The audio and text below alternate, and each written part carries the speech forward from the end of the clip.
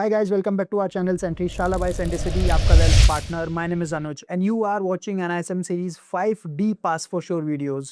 जो newly launched series है उसकी हम वीडियोस बना रहे हैं, उसकी पास फॉर श्योर वीडियोस बना रहे हैं जो कि यूज किया जा रहा है SIF और म्यूचुअल फंड्स के डिस्ट्रीब्यूशन के लिए. तो एक ही एग्जाम में हम दोनों सर्टिफिकेशन हमें मिल जाएंगे. देयर आर 22 चैप्टर्स जैसे कि मैंने आपको प्रीवियस वीडियो में बताया. आज हम चैप्टर नंबर 9 की बात करेंगे. इन्वेस्टर सर्विस, किस तरीके से एक इन्वेस्टर को सर्विस दी जाती है, किस तरीके से एक इन्वेस्टर म्यूचुअल फंड में इन्वेस्ट कर सकता है, वो कौन कौन से तरीके हैं. पूरा इन्वेस्टर सर्विस के बारे में आज ये है. ऑपरेशनल एस्पेक्ट्स म्यूचुअल फंड्स के क्या हैं, एक NFO आया है तो NFO का प्रोसेस क्या है और किस तरीके से इन्वेस्टमेंट कर सकता है, कौन कौन से ऑप्शंस अवेलेबल हैं, KYC क्या है. सो बहुत सी चीज़ें हैं जो आज इस चैप्टर में हम समझेंगे. So let's get started. तो कुछ चीज़ें मैं आपको बता दूं जो आज हम डिस्कस करने वाले हैं. New fund offer process, NFO pricing and ongoing price for subscription of mutual fund schemes, investment plans and options, allotment of mutual funds, units to investors, content and periodicity of statement of account, mutual fund investor, application form of mutual funds, financial transactions, cut-off timings and timestampings, KYC requirements, different type of systematic transactions, operational aspects of systematic transactions and process of non-financial transactions in mutual funds, if any, status in a change in status of special investor categories, investor transactions, turnaround times. तो ये सारे topics आज हम cover करेंगे. Start करते हैं NFO process से. जब भी एक म्यूचुअल फंड कंपनी सबसे पहली बार किसी भी फंड को मार्केट में या इन्वेस्टर्स को देना चाहती है, उसे वो NFO के ज़रिए देती है, न्यू फंड ऑफर के ज़रिए. एक न्यू फंड ऑफर लाने का पूरा प्रोसेस है. समझते हैं वो प्रोसेस क्या है. सबसे पहले एसेट मैनेजमेंट कंपनी एक NFO को मार्केट में, स्कीम को मार्केट में लाने का डिसाइड करती है और जो CIO है, chief investment officer of that mutual fund company है, वो अपने एक्सपीरियंस से वो बताता है कि मार्केट की कंडीशंस क्या हैं और चीफ मार्केटिंग ऑफिसर वो मार्केट की स्ट्रेटजीज़ को बनाता है कि किस तरीके से अभी वेल प्लेस्ड है उनका फंड्स. सो CIO प्लस CMO और AMC मिल के ये काम करते हैं कि अभी कौन सा फंड लॉन्च करना है और कौन सी मार्केट में लॉन्च करना है और कौन से टाइम में लॉन्च करना है. सो ये सारा पहले AMC डिसाइड करती है. ये सारे की पर्सनल ये डिसाइड करते हैं कि कब और कैसे न्यू स्कीम्स मार्केट में लॉन्च की जाए. इसके बाद AMC स्कीम इन्फॉर्मेशन डॉक्यूमेंट बनाती है जो ट्रस्टीज़ और बोर्ड ऑफ डायरेक्टर्स से अप्रूव कराना पड़ता है. इसके बाद ही डॉक्यूमेंट्स सेबी में फाइल होते हैं. सेबी अपना बताता है कि किस तरीके से आप कुछ चेंजेस इसमें कर सकते हो या कुछ ऐड करना है, कुछ सब्ट्रैक्ट करना है, वो सेबी अपने ऑब्जर्वेशंस इसमें देता है. उसके बाद AMC एक सुटेबल टाइम टेबल इशू का बनाती है according to the market conditions. Market conditions को देखते हुए AMC डिसाइड करती है कि कब वो न्यू फंड ऑफर मार्केट में लॉन्च करना है. एक बार जब AMC डिसाइड कर लेती है कि कब मार्केट में लॉन्च करना है, फिर उसके बाद वो उसका एडवर्टीजमेंट स्टार्ट कर देती है. एडवर्टाइजमेंट के लिए सेबी का जो एडवर्टाइजिंग कोड ऑफ कॉन्डक्ट है उसी के अंडर ये सारे एडवर्टाइजमेंट होने चाहिए. सो NFO का जो भी एडवर्टाइजमेंट है वो पूरा का पूरा सेबी के जो कोड ऑफ कॉन्डक्ट है एडवर्टीजमेंट को लेके उसके अंडर वो होना चाहिए. और फिर उसके बाद उस पर्टिकुलर स्कीम के जिसका NFO आ रहा है उसके डॉक्यूमेंट्स और उसके 1 पेजर्स, उसके किम और उसके एप्लीकेशन फॉर्म मार्केट्स में दिए जाते हैं, इन्वेस्टर्स को भेजे जाते हैं, डिस्ट्रीब्यूटर्स के पास भेजे जाते हैं और पूरा का पूरा उसका फॉर्मेट जो भी है वो सर्कुलेट किया जाता है मार्केट में ताकि इन्वेस्टर्स की एप्लीकेशन को रिसीव किया जाए और उनको बाद में यूनिट्स अलॉट की जाए. तो ये सारा प्रोसेस था NFO का कि किस तरीके से NFO मार्केट में लाया जाता है न्यू फंड ऑफर. एक चीज़ और बहुत ही इंपॉर्टेंट मैं हाईलाइट करना चाहूँगा. कुछ डेट्स इंपॉर्टेंट हैं जो हमारे एग्ज़ाम में आती हैं. वो कौन सी डेट है? वो NFO opening date. NFO opening date मतलब NFO कब ओपन हो रहा है और NFO closing date. NFO closing date मतलब NFO कब क्लोज हो रहा है. उसके बाद आ जाती है स्कीम री ओपनिंग डेट. NFO ख़त्म हो गया उसके बाद स्कीम री ओपनिंग डेट. स्कीम री ओपनिंग का मतलब उसमें फिर से हम ट्रांजैक्शन करना स्टार्ट कर सकते हैं. स्कीम री ओपनिंग बेसिकली होता है ओपन एंडेड स्कीम्स में. जब हम ओपन एंडेड स्कीम्स में कभी भी एंटर कर सकते हैं, कभी भी एग्जिट कर सकते हैं. सो ये NFOs जो री ओपनिंग जिनकी डेट्स होती है वो सिर्फ ओपन एंडेड स्कीम्स में रहेंगे. तो जब ये री ओपन हो जाते हैं उसके बाद एक इन्वेस्टर कोई भी ट्रांजैक्शन कर सकता है, कोई भी नया इन्वेस्टर उसमें आ सकता है और कोई अगर एग्जिस्टिंग इन्वेस्टर है तो वो उसको सेल भी कर सकता है, बेच भी सकता है. सो ये एक NFO का ही पार्ट है. जैसे कि मैंने आपको बताया क्लोज एंडेड स्कीम की NFO ओपनिंग डेट होती है, NFO क्लोजिंग डेट होती है, बट रीओपनिंग डेट नहीं होती। तो ये अपने हमें बहुत ध्यान में रखना है और ये बहुत इंपॉर्टेंट है, क्वेश्चन इस पे आ जाते हैं। Under the SEBI guidelines NFO other than ELSS can remain open for maximum of 15 days. Allotment of units or refund of money as the case may be should be done within the 5 business days of closure of the scheme. Further, open-ended schemes have to reopen for sale purchase within 5 days of allotment. तो ये तो था NFO का process. अब हम समझते हैं investment plans के बारे में कि प्लान्स कौन कौन से होते हैं, डायरेक्ट और रेगुलर। देखिए, डायरेक्ट और रेगुलर दो तरीके के प्लान होते हैं जिनके हम थ्रू म्यूचुअल फंड्स में एक इन्वेस्टर इन्वेस्ट कर सकता है। जब एक डायरेक्ट प्लान की बारी आती है या डायरेक्ट प्लान की जब हम बात करते हैं तो उसमें कोई इंटरमीडियरी इन्वॉल्व नहीं होता है, उसमें डिस्ट्रीब्यूटर इन्वॉल्व नहीं होता है और वो डिस्ट्रीब्यूटर्स की उसमें कॉस्ट भी बच जाती है। बट यहाँ पर एक इन्वेस्टर डायरेक्टली डील करेगा म्यूचुअल फंड कंपनी से, बीच में कोई इंटरमीडियरी, कोई रोल नहीं रहेगा। उसको खुद ही सारे ट्रांजेक्शन्स और एप्लीकेशन फॉर्म खुद ही फिल करना है या ऑनलाइन एप्लीकेशन लगानी है और फिर उसको वो सबमिट भी करनी है। सो ये जो भी काम है इन्वेस्टर खुद ही करता है when it comes to direct plans, और डायरेक्ट प्लान्स का एक्सपेंस रेशो भी थोड़ा कम होता है। बट जो रेगुलर प्लान्स हैं उसमें एक इंटरमीडियरी इन्वॉल्व है, एक डिस्ट्रीब्यूटर इन्वॉल्व है जो आपको एडवाइस भी करता है, आपको बताता है, स्कीम डिस्ट्रीब्यूट भी करता है और आपके ट्रांजैक्शन इनिशिएट करने से लेके आपकी अकाउंट स्टेटमेंट आप तक पहुंचाने तक वो डिस्ट्रीब्यूटर आपका सारा काम करता है। इस प्लान की कॉस्टिंग थोड़ी सी ज़्यादा है क्योंकि डिस्ट्रीब्यूटर को एक एएमसी कमीशन देती है। तो दोनों में आपको फ़र्क समझना पड़ेगा। अगर आप डायरेक्ट में जा रहे हैं तो आपको सारा काम खुद करना है, लेकिन अगर आप एक रेगुलर प्लान में जाते हैं, एक डिस्ट्रीब्यूटर के थ्रू जाते हैं, तो वहाँ पे आपको एक इन्वेस्टिंग कंफर्ट मिलेगा, थोड़ा सा एक्सपेंस आपको वहाँ पे ज़्यादा देना पड़ सकता है। Most mutual fund schemes offer 2 type of investment option. First is growth, second is dividend, और एक तीसरा भी है डिविडेंड री इन्वेस्टमेंट का। आइए तीनों समझते हैं क्या होते हैं। पहला होता है ग्रोथ। देखिए, ग्रोथ में हमें सारे पोर्टफोलियो गेन्स हमारी एनएवी में ही दिखते हैं। जो भी पोर्टफोलियो में गेन हो रहा है वो उससे एनएवी हमारी बढ़ती जाती है और जो भी मार्केट वैल्यू है at the time of redemption हमें वो दे दी जाती है। अनलाइक डिविडेंड हमें यहाँ पर कुछ पैसा आता नहीं है और हमें कुछ बैंक अकाउंट में मिलता नहीं है। जो भी आपकी एनएवी है, सारे पोर्टफोलियो गेन्स आपकी एनएवी में ही कैप्चर होते हैं और वो एनएवी ही आपकी ग्रो करती जाती है।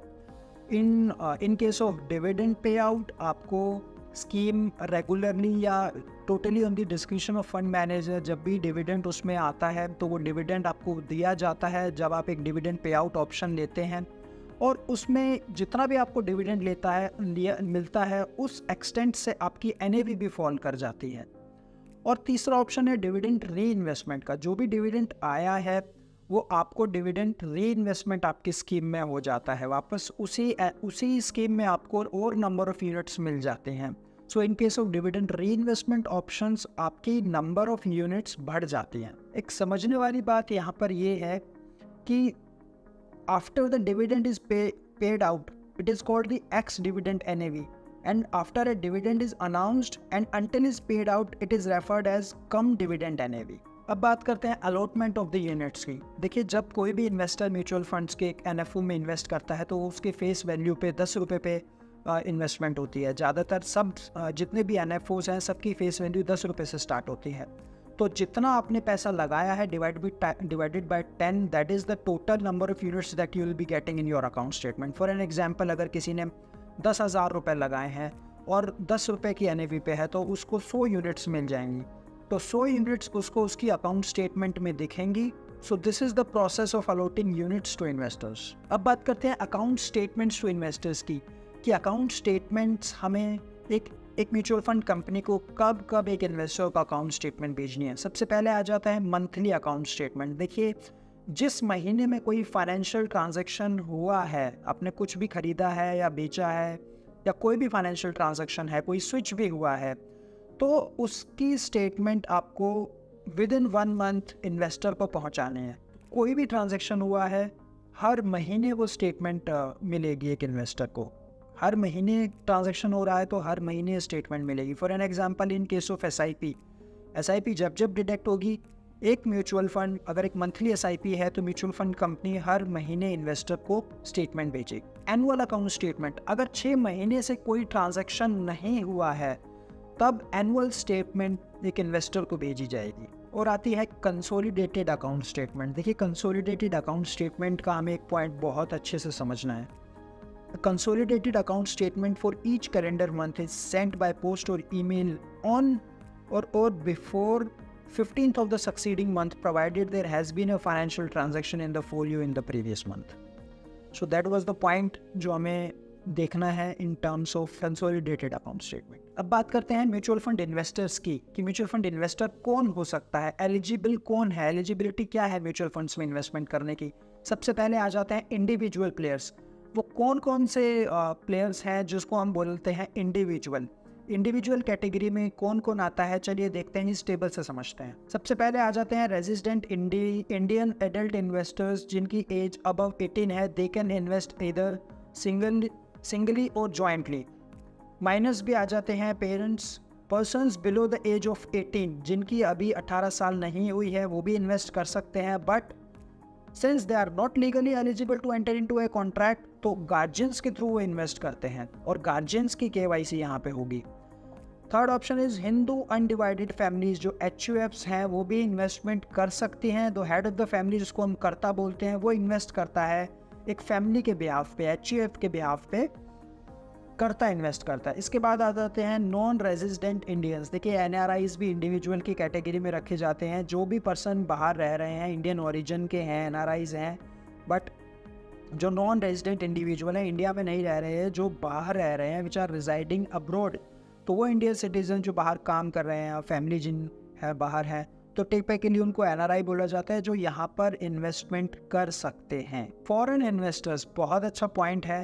देखो, फॉरेन इन्वेस्टर्स भी इक्विटी स्कीम्स में इन्वेस्ट करते हैं, म्यूचुअल फंड्स की कर सकते हैं, बट जो सेबी से वो प्रायर अप्रूवल लेंगे और जो KYC का प्रोसेस है वो करके दे can invest in mutual funds. तो फॉरेन इन्वेस्टर्स भी म्यूचुअल फंड में इन्वेस्ट कर सकते हैं। सो रेजिडेंट्स इंडियन, तो रेजिडेंट इंडियन हो गए, HUFs हो गई, नॉन रेजिडेंट्स इंडियन हो गए और फॉरेनर्स भी हो गए। ये चारों कैटेगरी हमारी इंडिविजुअल्स में आती हैं, दे can invest in mutual fund schemes in India. इसके बाद आ जाते हैं नॉन इंडिविजुअल प्लेयर्स, क्योंकि वो इन नॉन इंडिविजुअल जो कैटेगरी है वो बड़े अच्छे से हमें बताई है। इस टेबल में हम ये देखते हैं कि कौन से वो प्लेयर्स हैं जो नॉन इंडिविजुअल कैटेगरी में आएंगे। चलिए टेबल देखते हैं। Companies, corporate bodies registered in India, जो भी कंपनी है, जो भी कॉर्पोरेट रजिस्टर्ड है इंडिया में, उसको नॉन इंडिविजुअल इन्वेस्टर समझा जाएगा। रजिस्टर्ड सोसाइटीज और cooperative societies, trustees of religious and charitable trust, trustees of private trust, partnership firms, association of person, body of individual जो है उसको भी नॉन इंडिविजुअल कैटेगरी में रखा जाएगा। जो बैंक्स हैं हमारे जितने भी, चाहे वो कोऑपरेटिव बैंक्स हैं, रीजनल रूरल बैंक्स हैं, फाइनेंशियल इंस्टीट्यूशंस हैं, इन्वेस्टमेंट इंस्टीट्यूशंस हैं, they will be considered in non individual category. Foreign portfolios जो इन्वेस्टर्ड हैं, इन्वेस्टर रजिस्टर्ड विद सेबी हैं।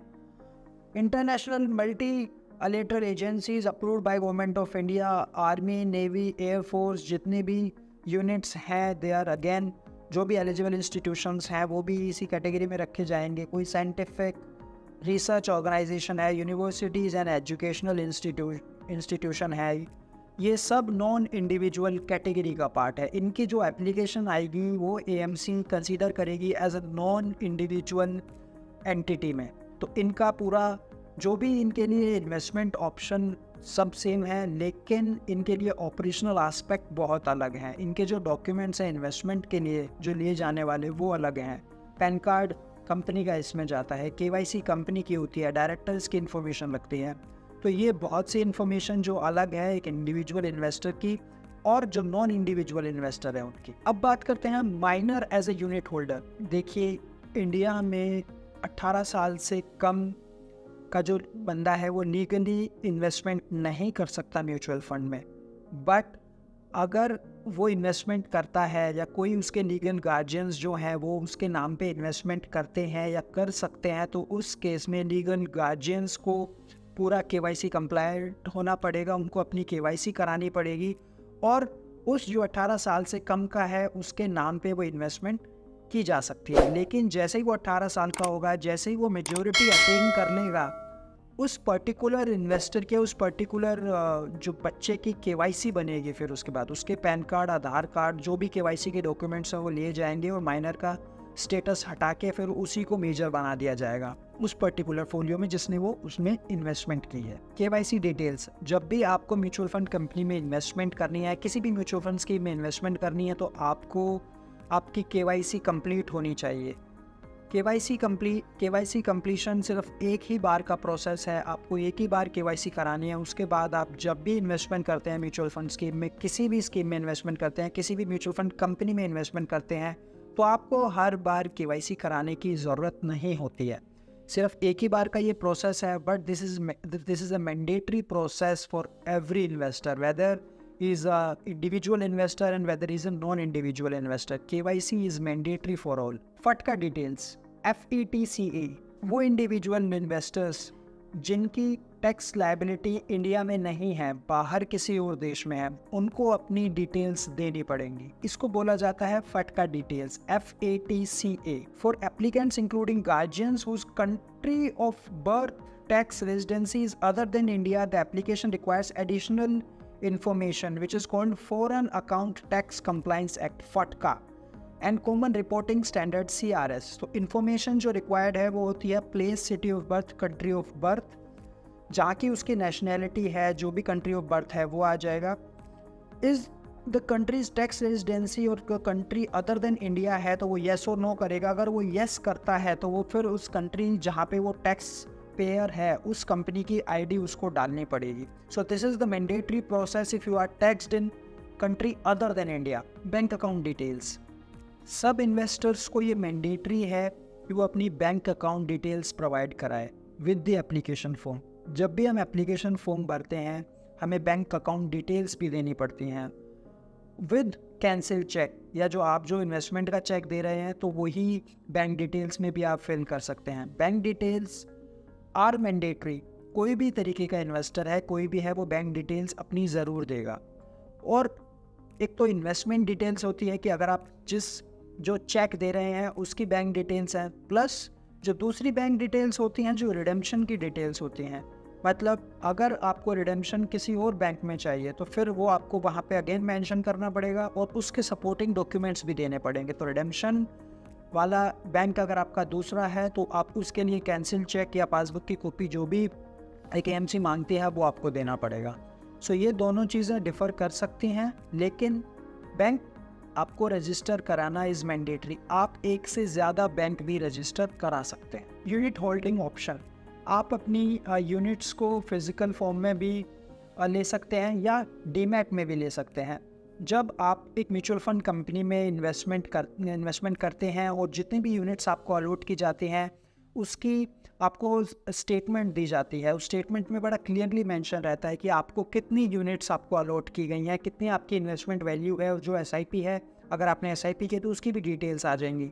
लेकिन अगर आप फॉर्म में अपना डीमैट अकाउंट नंबर डालते हैं, अगर आप ये चाहते हैं कि आपको ये यूनिट्स आपके डीमैट में दिखें, तो आप सारी म्यूचुअल फंड कंपनीज आपको ये ऑप्शन देती हैं कि आप अपना demat account number application form में डाल सकते हैं। और अगर आप ऐसा करते हैं, if you enter the demat details in the account, in the investment account, so आपको जो इन यूनिट्स हैं वो आपको आपके डीमैट में भी दिखेंगी। सो ये भी इन्वेस्टमेंट ऑप्शन आपके पास है कि आप अपनी फिजिकल फॉर्म में यूनिट्स को देखना चाहते हैं या डीमैट में भी आप यूनिट्स लेना चाहते हैं। Next topic is nomination. एक इन्वेस्टर 3 नॉमिनी बना सकता है, 3 नॉमिनीज तक एक इन्वेस्टर नॉमिनेट कर सकता है और उनको जो भी परसेंटेज है नॉमिनेशन का वो डिसाइड कर सकता है।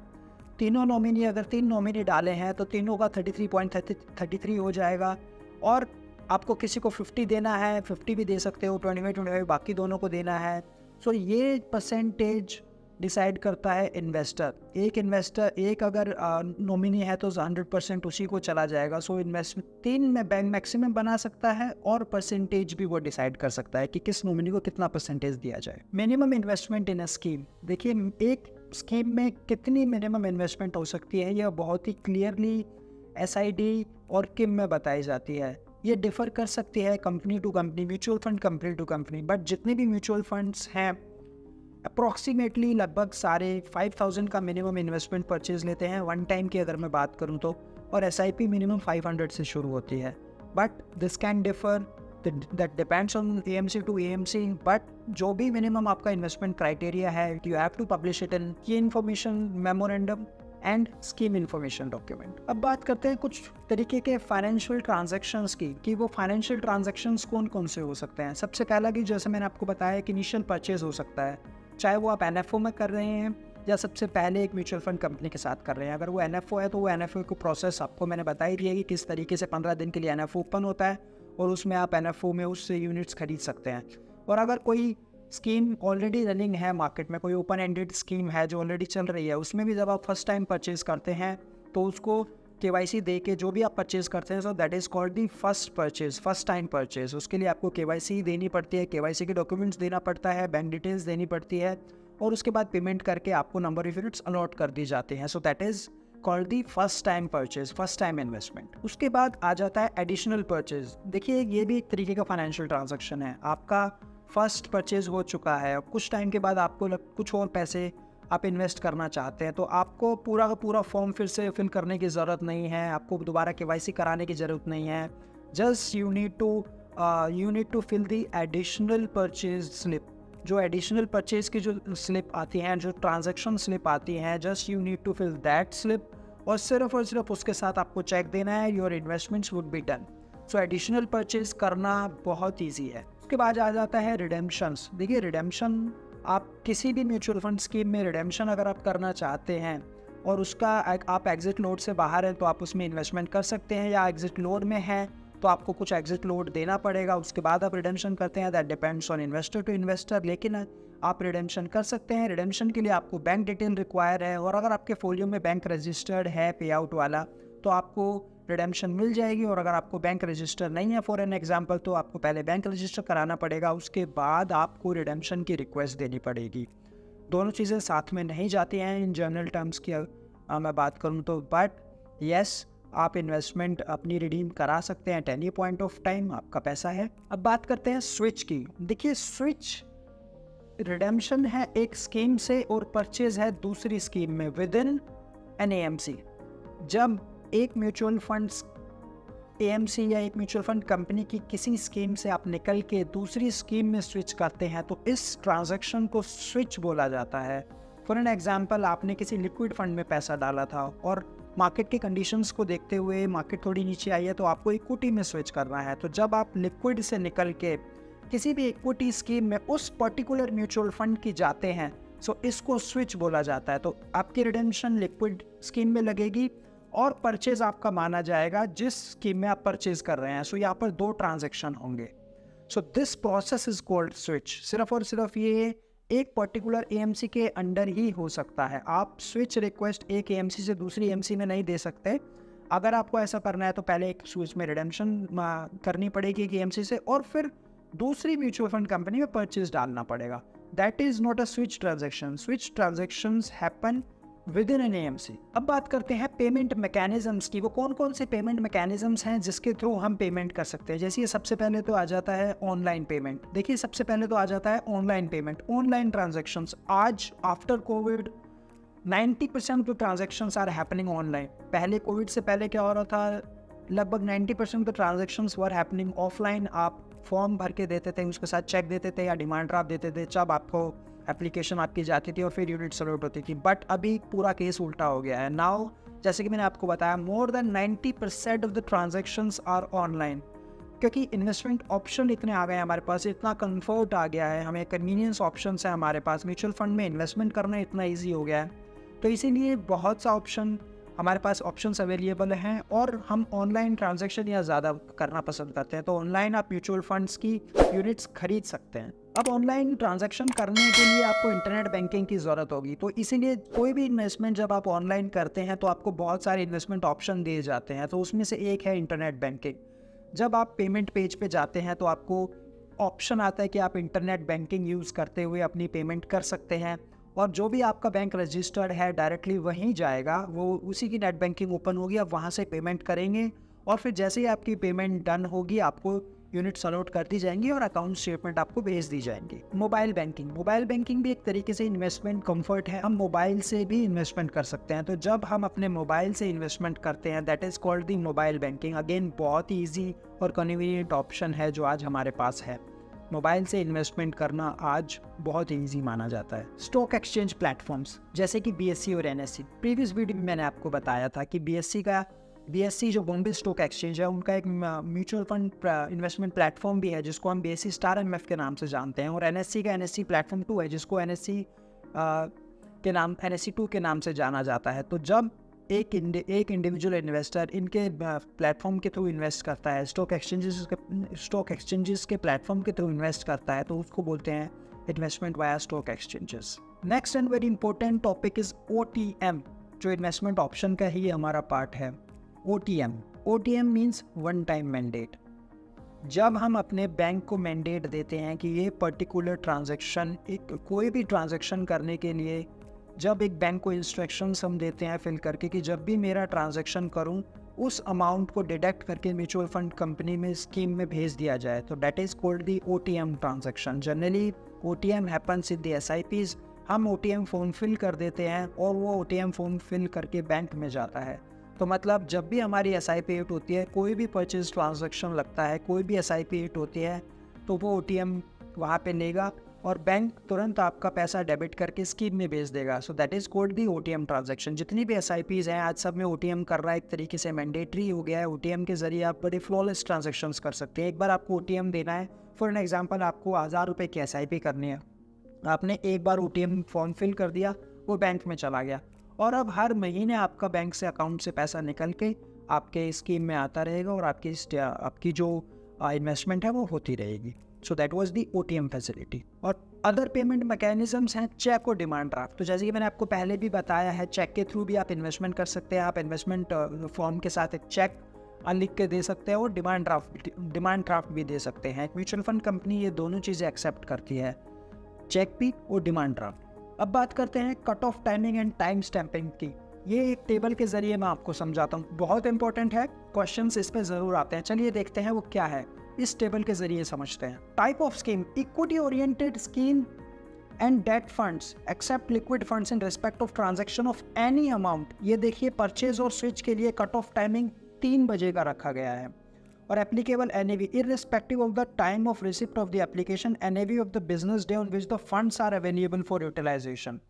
आपने अगर किसी इक्विटी ओरिएंटेड स्कीम में या डेट फंड में अगर इन्वेस्टमेंट की है और अगर आपने 3 बजे से पहले उसमें कोई परचेज या स्विच दिया है, तो respective of the time of the receipt of the application, जब आपका पैसा एक म्यूचुअल फंड कंपनी को आएगा उस दिन की NAV आपको ग्रांट कर दी जाएगी।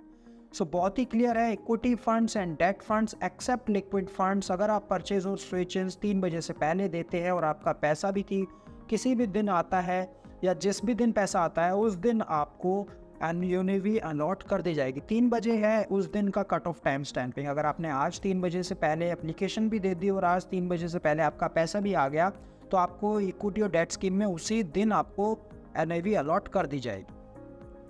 अब देखते हैं लिक्विड स्कीम में क्या, लिक्विड फंड्स में क्या हो रहा है। देखिए, एनी परचेज और स्विच, अगर आप कोई भी परचेज देते हैं या स्विच देते हैं, कट ऑफ टाइमिंग 1:30 बजे, अगर 1:30 बजे से पहले परचेज या स्विच लिक्विड फंड में दिया गया है और कट ऑफ टाइम से पहले आ गया और फंड्स भी अवेलेबल हैं before cut off time for utilization, so closing day of the NAV immediately preceding the day of the receipt of the application is applicable. मतलब आपको जिस दिन आपने एप्लीकेशन दी है, 1:30 बजे से पहले आपने एप्लीकेशन भी दे दी है, 1:30 बजे से पहले आपके पैसा कट के म्यूचुअल फंड कंपनी में भी आ गया है, तो आपको उससे पिछले दिन की NAV दे दी जाएगी, अलॉट कर दी जाएगी when it comes to mutual fund, when it comes to liquid schemes. तो ध्यान से सुनने वाली बात है, when you are investing in liquid mutual fund या इन अ लिक्विड स्कीम, अगर आप 1:30 बजे से पहले स्कीम में पैसा भेज देते हैं या ऑनलाइन ट्रांसफ़र कर देते हैं और EMC रिकॉग्नाइज कर लेती है कि आपका पैसा आ गया है,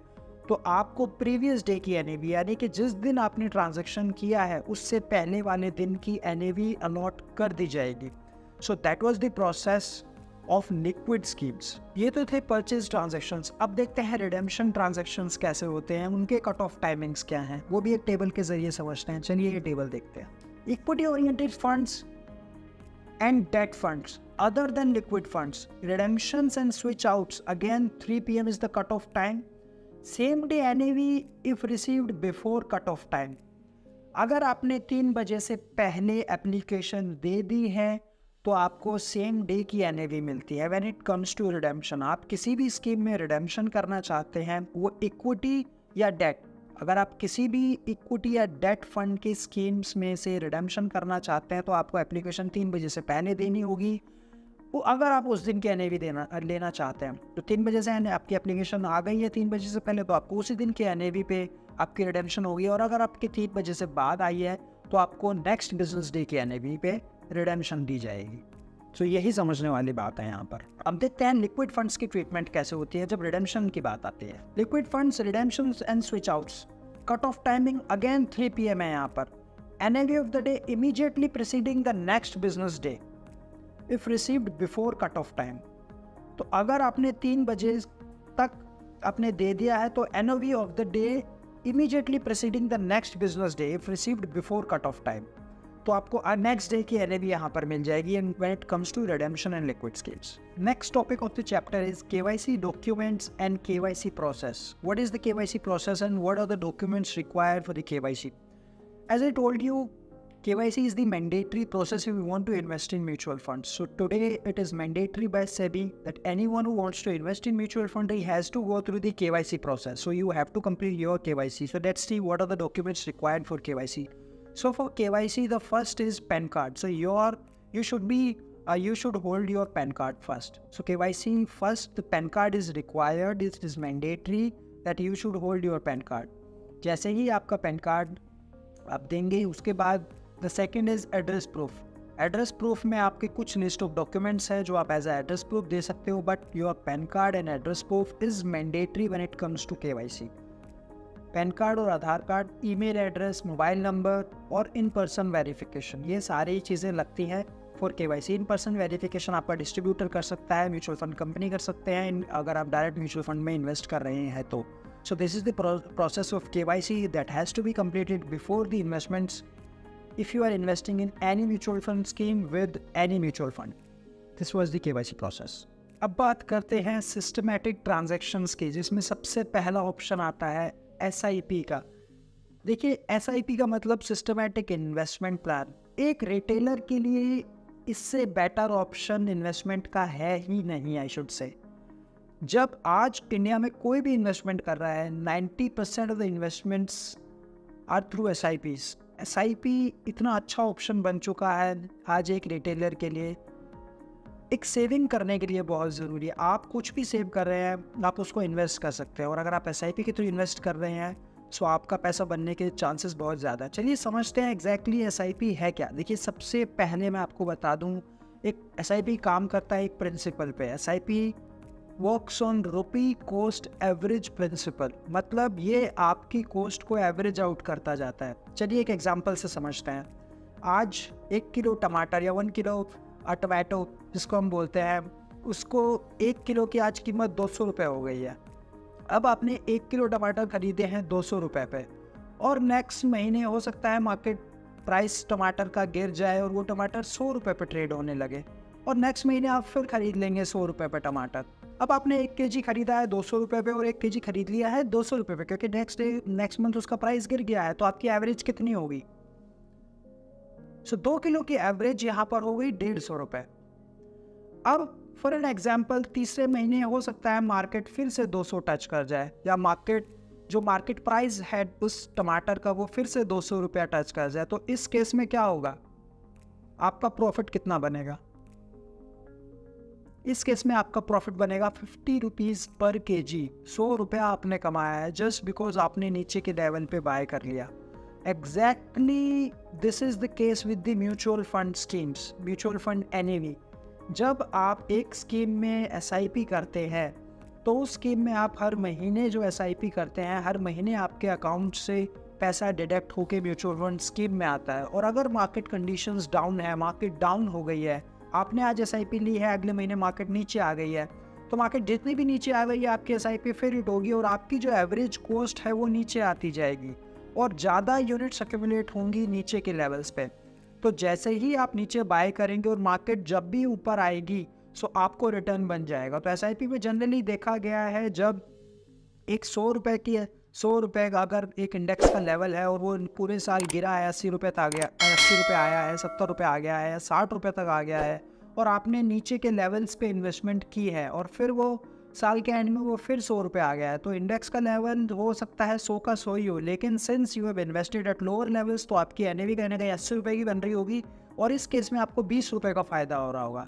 तो एक रिटेलर के लिए SIP बहुत बेस्ट ऑप्शन है, क्योंकि मैंने जैसा कि आपको एग्जांपल से भी बताया, जितना मार्केट गिरेगी उतना इसमें फ़ायदा होता है SIP में, जितना आपको मार्केट नीचे जाएगी उतना आप SIP में ज़्यादा इन्वेस्टमेंट होगी, उतना आपको नंबर ऑफ यूनिट ज़्यादा मिलेंगे और उतनी आपकी एवरेज नीचे आ जाएगी। और अल्टीमेटली देखा गया है कि लॉन्ग टर्म में मार्केट्स को तो जाना ऊपर ही है।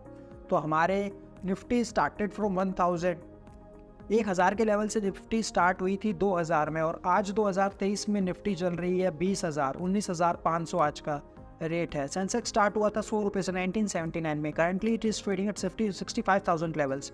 अब हमने देखा है बीच में कितने सारे हमें शॉक्स मिले हैं। 2008 में US में सब प्राइम क्राइसिस हुआ, तब मार्केट गिर गई। उसके बाद 2000 बहुत सालों तक रिटर्न नहीं आया। अभी 2020 का लेटेस्ट एग्जाम्पल कोविड का आप देख लो, इंडेक्स वो डाउन बाय 35%। तो जो भी SIP इन्वेस्टर्स थे सबका पैसा बना है उसमें, सब इतने खुश थे। उस महीने मार्च में जब SIP मार्च में और अप्रैल में जब मार्केट गिरी थी, जितने भी SIPs हिट हुए हैं समझ लो उनको सेल में मिला है सब कुछ। 35% जो उनका वैल्यू थी NAVs की वो डाउन थी। जब 100 रुपये की NAV अगर 60 रुपये में मिल रही है और आपने 60 रुपये भी बाइंग कर ली तो वो तो आपकी कॉस्ट ही 80 रुपये हो गई ना, और वो NAVs आज ट्रेड कर रही है 200 पे, बट आपकी NAV आपकी एवरेज आ रही होगी हो सकता है 80 की। सो एक SIP में इन्वेस्ट करना इसीलिए बेनिफिशियल है। और SIP बहुत छोटे अमाउंट से भी की जा सकती है। 1000 रुपये से SIP स्टार्ट होती है, 1000, 2000, 3000, जितने भी आप महीने में पैसा बचा रहे हैं, जितना भी आप सेव कर पा रहे हैं उसको अपने बैंक में ना रख के आप SIP में डालिए, ताकि वह आपका पैसा ग्रो करके देगा। और लॉन्ग टर्म में देखा गया है 20 साल का, अगर मैं पिछले 20 साल का डेटा उठाऊँ तो लगभग 18% से 19% से SIPs में हमें रिटर्न मिला। 18.5% is the compounded annual growth rate जो हमें SIPs में मिली है। तो again SIP is the best option for a retailer. आपको एक सिस्टमेटिक तरीके से इन्वेस्टमेंट करनी है, आपको एक डिसिप्लिन तरीके से इन्वेस्टमेंट करनी है और आपके फाइनेंशियल गोल्स जितने भी हैं वो आप पूरा कर सकते हैं SIP में इन्वेस्टमेंट करके। So that was the SIP। Next आ जाता है सिस्टमेटिक विड्रॉल प्लान। आप सिस्टमेटिक विड्रॉ भी कर सकते हैं एक स्कीम से। आप हर महीने एक रिडेम्पशन डालना नहीं चाहते हैं, या आपको कोई भी डेट स्कीम में आपने किसी में इन्वेस्ट किया है जो उसमें 10-12% आ रहा है और आप सोच रहे हैं कि वो 10% या जो 9%, 8% जितना भी आ रहा है वो पैसा आप वापस निकाल लें, तो आप कुछ स्टैंडिंग इंस्ट्रक्शंस दे सकते हैं AMC को एक फॉर्म पे लिख के कि मेरे 1000 रुपये महीने, 2000 रुपये महीना या 5000 रुपये महीना, 10 महीना, 1 लाख, जो भी आपको अमाउंट निकालना है सिस्टमेटिकली आप उस स्कीम से वो अमाउंट निकाल सकते हैं। तो that is called the systematic withdrawal plan. Next is systematic transfer plan. जब कुछ अमाउंट सिस्टमेटिकली एक स्कीम से दूसरी स्कीम में जाता है किसी भी पीरियड में, तो उसको बोलते हैं सिस्टमेटिक ट्रांसफर प्लान। जब आप एक स्कीम में आपने पैसा डाला है, फॉर एन एग्जांपल एक लिक्विड स्कीम में आपने पैसा डाला है और हर महीने आप चाहते हैं वहाँ से निकल के कुछ अमाउंट इक्विटी स्कीम में जाता रहे, तो आप एक STP का फॉर्म भर सकते हैं सिस्टमेटिक ट्रांसफ़र प्लान का। फॉर एन एग्जांपल आपने 1000 रुपये का फॉर्म भरा है, आपने AMC को बोला है, स्टैंडिंग इंस्ट्रक्शंस दिए हैं, AMC को इंस्ट्रक्शंस दिए हैं कि हर महीने 1000 रुपया इस लिक्विड स्कीम्स के निकाल कर इक्विटी स्कीम में भेज दिया जाए। So this transaction will be called STP, systematic transfer plan, क्योंकि ये सिस्टमेटिकली हो रहा है, हर एक डेट पे हो रहा है, हर महीने, और एक अमाउंट पे हो रहा है जो प्री डिसाइड किया है आपने, जो फॉर्म पे आपने भर के दिया है। So that is the process of STP, systematic transfer plan. अब बात करते हैं SIP टॉपअप की, SIP टॉपअप फैसिलिटी की। देखिए SIP टॉपअप फैसिलिटी सब AMCs प्रोवाइड कराते हैं। SIP top up facility is nothing but कि आप कितने अमाउंट से अपनी SIP को बढ़ाना चाहते हैं after a period of time. For an example आपने 1 साल के लिए SIP रजिस्टर की है 1000 रुपये की, और आप चाहते हैं कि अगले फ्रॉम 13 मंथ ऑनवर्ड आपकी 1000 की SIP 2000 हो जाए, तो आप उसी फॉर्म में लिख देंगे कि फ्रॉम 12वें महीने से मुझे फ्रॉम 13 मंथ मुझे 1000 की नहीं 2000 की SIP चाहिए, तो वो आपकी SIP टॉपअप हो जाएगा। तो अगले महीने आपका फिर जो SIP स्टार्ट होगी वो 2000 रुपये की स्टार्ट हो जाएगी। So that is the process of SIP top up. तो बहुत ईजी प्रोसेस है। प्लेजिंग ऑफ यूनिट्स, देखिए क्या आप अपनी कुछ NBFCs के साथ या बैंक्स के साथ आप अपनी यूनिट्स प्लेज भी करा सकते हैं अगर आपको कोई लोन की रिक्वायरमेंट है तो। सो जनरली ऐसा देखा गया है कि म्यूचुअल फंड्स यूनिट्स प्लेज हो जाती है NBFCs के पास भी और बैंक्स के पास भी। तो प्लेजिंग हो सकती है, लीड मार्क हो सकती है आपकी म्यूचुअल फंड यूनिट्स के अगेंस्ट, और आप उसके अगेंस्ट लोन भी ले सकते हैं। सो पूरा प्रोसेस है that differs from bank to bank, NBFC to NBFC, but yes आप लीड मार्क करा के या प्लेज करा के यूनिट्स को लोन भी ले सकते हैं। बट जब तक लीड मार्क रहेगी, जब तक प्लेज रहेंगी, आप उस स्कीम्स में, आप उस पर्टिकुलर स्कीम से रिडेम्पशन नहीं डाल सकते, रिडीम नहीं कर सकते, पैसा नहीं निकाल सकते। चेंज इन फोलियो डिटेल्स या change in any personal detail, आप कोई भी पर्सनल डिटेल आपकी चेंज होती है, आपका एड्रेस चेंज होता है, ईमेल आईडी चेंज है, मोबाइल नंबर चेंज है, ये सारे चेंजेस आप दे सकते हैं। KYC में दे सकते हैं या पर्टिकुलर AMC में भी जाके ये दे सकते हैं। आप अपनी KYC में भी चेंजेस करा सकते हैं, तो वो आपका ऑटोमेटिकली सारा मॉडिफाई हो जाएगा। और एक पर्टिकुलर AMC में जाके भी आप होम रिक्वेस्ट दे सकते हैं और आपकी जो भी इंफॉर्मेशन चेंज हुई है या जो भी आपका चेंज हुआ है वो आप उस पर्टिकुलर फोलियो में अपडेट करा सकते हैं। Change in bank details, change in bank details बहुत एक सेंसिटिव इशू है। जब आप अपना प्रीवियस बैंक को चेंज कराना चाहते हो, नए बैंक की डिटेल देना चाहते हैं, अब आप चाहते हैं कि मेरा प्रीवियस बैंक किसी कारण से बंद हो गया और आप चाहते हैं, आपका अकाउंट बंद हो गया, आपने क्लोज करा दिया और आप चाहते हैं कि जो मैंने पहले बैंक डिटेल्स दी थी उसे मैं चेंज करा के नई बैंक की डिटेल्स दे दूँ, तो उसका प्रोसेस थोड़ा सा सेंसिटिव है, थोड़ा सा लेंदी भी आप बोल सकते हैं। But this is totally on the interest of, totally for the interest of, for the benefit of investors. उसमें अभी तक क्या हो रहा था, पिछले प्रीवियस बैंक की कैंसिल चेक की कॉपी देनी पड़ती है हमें और नए बैंक की भी कैंसिल चेक की कॉपी देनी पड़ेगी, और दोनों, और एक ड्यूली साइन एक फॉर्म आपको फिल करना पड़ेगा। तो आपको फॉर्म फिल करके दोनों प्रीवियस बैंक की चेक की कॉपी और नए बैंक की चेक की कॉपी दोनों देनी पड़ेगी। उसके बाद आपका COB लगेगा, change of bank. So this is very sensitive process, but yes this can be done. So guys that was all from the chapter number 9। हमने बहुत से टॉपिक्स आज कवर किए, हो सकता है कुछ टॉपिक्स नहीं कवर किए हों, बट मैं जैसा कि हमेशा बोलता हूँ, the main motive in videos को बनाने का वो यही है कि आपको NISM का एग्ज़ाम क्लियर कराया जाए। और जितना मैं अपनी वीडियोज़ में आपको बताता हूँ, जो पॉइंट्स मैं आपको टच करता हूँ, वो ही काफ़ी हैं आपका NISM एग्ज़ाम क्लियर करने के लिए। बट थोरो नॉलेज के लिए आप NISM की बुक को ज़रूर रेफ़र करें। आप इस चैप्टर को पूरा थोरली रीड करें एग्ज़ाम में जाने से पहले। और अगर आपको हमारी बाकी वीडियोस भी देखनी है तो आप हमारी प्लेलिस्ट में जा सकते हैं, हमारे चैनल को सब्सक्राइब कर सकते हैं। और प्लीज़ हमारी वीडियोस को लाइक करना ना भूलें और चैनल को ज़रूर सब्सक्राइब करें और हमारी वीडियोस को ज़रूर शेयर करें। तो ये chapter that was all from the chapter. अब इस चैप्टर के कुछ क्वेश्चंस देखते हैं, जैसे कि हम हर चैप्टर के बाद कुछ क्वेश्चंस करते हैं, इस चैप्टर में भी हैं। तो चलिए देखते हैं वो कौन से इंपॉर्टेंट क्वेश्चन हैं जो आते रहते हैं या आ सकते हैं। Question number 1, what term is used to describe the net asset value of the scheme after the dividend is pay out? Remember the NAV would have drop to the extent of the dividend paid. So इसमें बताया गया है कि वो कौन सी term है use करते हैं NAV के लिए जब डिविडेंड पे कर दिया जाता है। Options are ex dividend NAV, cum dividend NAV, lower NAV या dividend NAV। So correct answer is A, ex dividend NAV। उसको हम बोलते हैं एक्स डिविडेंड NAV जब डिविडेंड पे कर दिया जाता है। Second question, at what price are the bonus units issued to the unit holder? किस प्राइस पे बोनस यूनिट्स इशू होती हैं यूनिट होल्डर को? The price is decided by the AMC। The bonus units are allotted free of cost at the prevailing NAV या at the prevailing NAV divided by the bonus ratio. So वो कौन सा price है जिस पे आपका bonus units issue होते हैं? चलिए देखते हैं वो कौन सा है।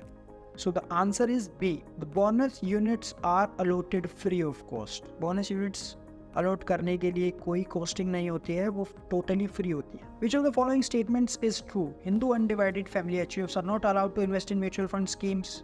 Minor cannot invest in mutual fund schemes या foreign investors can invest in Indian mutual schemes provided they have completed the know your client KYC formalities। तो जैसे कि मैंने आपको बहुत क्लियरली बताया था कि HUFs are not allowed to invest in mutual fund schemes, ये यहाँ पे क्वेश्चन में दिया गया। लेकिन जैसे कि मैंने आपको बताया था कि HUFs can invest, minors cannot invest in mutual fund schemes। तो इसका आंसर है और C, foreign investors can invest in Indian mutual fund schemes provided they have completed the KYC formalities. बहुत अच्छे से क्लियरली किया गया है, बताया गया है कि फॉरेन इन्वेस्टर्स जो हैं वो म्यूचुअल फंड स्कीम्स में इन्वेस्ट कर सकते हैं इंडिया की, जैसे ही उनकी KYC फॉर्मेलिटीज़ पूरी हो जाए। B, minor can not invest in mutual fund scheme.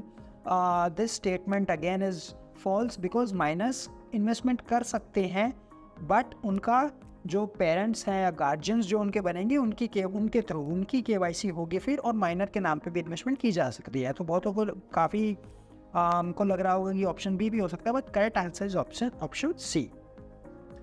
Whose KYC needs to be complied in case of an application by a minor। तो एप्लीकेशन की माइनर पे, जैसे कि पिछले क्वेश्चन में भी हमने देखा, जो गार्जियंस होते हैं उनकी KYC मैंडेटरी, तो इसका ऑटोमेटिकली आंसर भी हो जाएगा द गार्जियन। तो KYC needs to be completed in case of an application by a minor would be the guardian's KYC। How many maximum bank account can a resident individual investor register with the mutual fund folio। देखिए कितने maximum bank accounts आप रख सकते हैं mutual funds में, यानी कि जब आप म्यूचुअल फंड एप्लीकेशन देते हैं तो आप कितने बैंक अकाउंट तक रजिस्टर करा सकते हैं। So the option is D, आप लगभग 5 अकाउंट तक या मैक्सिमम 5 अकाउंट तक अपने बैंक अकाउंट रजिस्टर करा सकते हैं जब आप इन्वेस्टमेंट करते हैं। सो that was all from the chapter 9 guys. Thank you so much video में बने रहने के लिए और हमारी वीडियोस को सपोर्ट करने के लिए। और अगर कोई भी ऐसा टॉपिक है जिस पर आपको वीडियो चाहिए तो प्लीज़ आप हमें कमेंट करके बताएं। We would be more than happy to make the videos of that. और बाकी हमारी वीडियोस को देखने के लिए आप हमारी प्लेलिस्ट पे जा सकते हैं, हमारी वीडियोस देख सकते हैं। Again thank you so much for your support. Bye.